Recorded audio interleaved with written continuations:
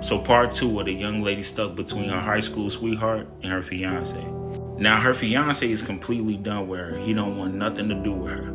She starts crying because she realized that she really messed up. And he tells her, listen, you might as well save them tears. You knew exactly what you did. And if you wouldn't have never did it, you wouldn't be crying right now.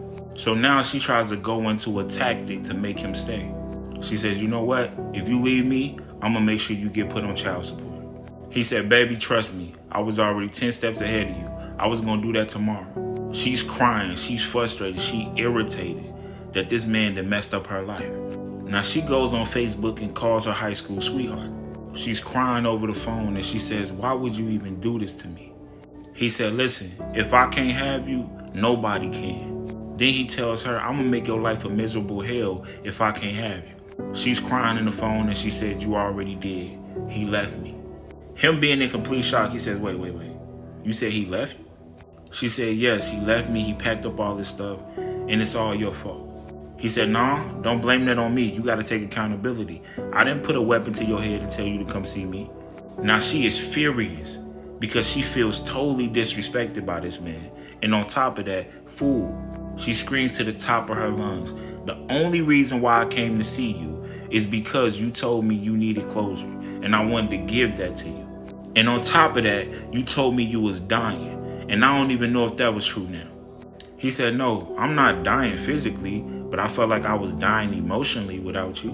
Now at this point, she is mad, she is frustrated, she is sick to her stomach. Her blood is boiling, so she hangs up on him. Sits on the couch and starts thinking, what am I gonna do now? No job, how is she gonna pay all the bills? How is she gonna do anything? Then she started realizing how valuable her fiance was. She went into a real deep depression. And she called her fiance every single day to try to get him back. Months and months of her trying to get him back, she realized it wasn't working. He was not picking up the phone. And anytime he wanted to see his child, he made sure he contacted his mother or her mother to see the child. Now that she moved back in with her mother, her high school sweetheart is still trying to get back with her. Next thing you know, she forgives him, they start hanging out, and then they got back together. Now, her high school sweetheart didn't have nothing going for himself. He didn't have a car. He didn't have a place to stay. He was jumping from couch to couch. And the more she's around her high school sweetheart, she's starting to realize, like, why did I even still have feelings for this man? Sometimes she would get by herself and cry because she missed her fiance. She misses the man that was all for her, providing for her, keeping her comfortable. Now she's dealing with a man that she has to provide for. She's frustrated with a lot. So now that she's back in a relationship with her high school sweetheart, one day he calls her and tells her to come pick him up. He gets in the car with the baby in her with the bag on her. He says, run me to 7th Street real quick. So as she's driving, she gets pulled over. And her high school sweetheart jumps out the car and starts running. But when she looks down, she sees that he left his bag on the passenger side. The police been watching him for a couple of months since he'd been out and knew exactly what he was about to do. They didn't ask her to search the car, but when they searched the car, they found all type of substances in that bag. So the baby is in the car crying, and now they telling her she's about to go to jail. Call somebody to pick the baby up. She's crying, sick to her stomach. Why do she have to go to jail? So at this point, she's blowing up her ex-fiance phone back to back to back, but he's not picking up. So she calls his mom and tells her, hey, I'm about to go to jail. Can you please come get the baby? Let him know as well. So his mother meets up with the police to grab the baby when she goes to jail. Now she's sitting in the jail cell crying, bawling her eyes out. She's bawling her eyes out, thinking to herself, this all started because of a DM. She's rocking back and forth, telling herself, I should have never responded. I should have never responded. So she stays in jail for a few days and she had time to think. So some officers came and said, hey, get your stuff, you're going home. She was shocked, like, oh my gosh, who bailed me out? She thought it was her mother or it was her high school sweetheart. So when she get out of jail, she is beyond happy that she's finally be free. She looks over and sees her ex-fiance holding her baby. This woman got so emotional because she felt like, oh my gosh, he still cares. He still loves me. She breaks down, falls to the ground, and like do a gesture like she's praising God. She's crying, holding her papers to her heart, shaking her head, saying, "Thank you, God, thank you, God, thank you, God." She is beyond happy. Now she feels like she's getting her family back. So she hurried up and rushed to both of them and put her arms out for her baby. And right when he gave her the baby, she tries to go in to kiss him. And he pulls back and say, "Whoa, whoa, whoa, what are you doing?" She's totally confused, like, "What do you mean? I'm trying to kiss you." He like, "No, no, no, no. I'm not here for that.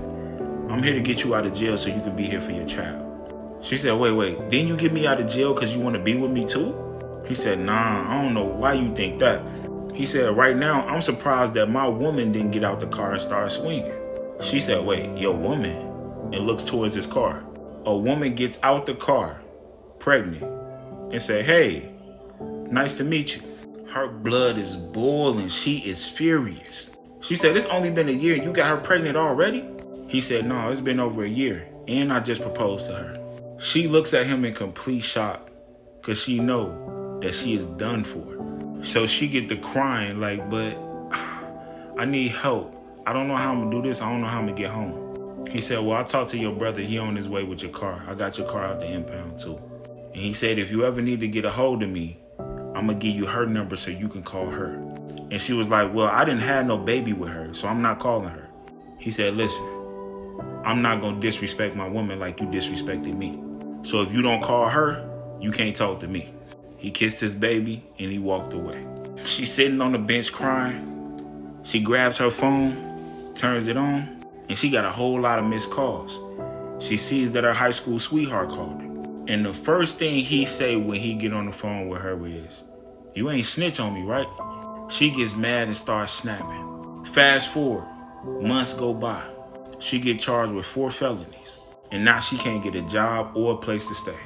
And her high school sweetheart is back locked up because he keep doing the same stuff.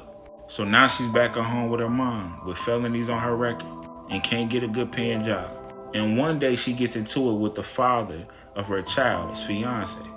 Disrespecting her, calling her controlling. She's mad and irritated because her life is messed up, so she's taking it out on his fiancé.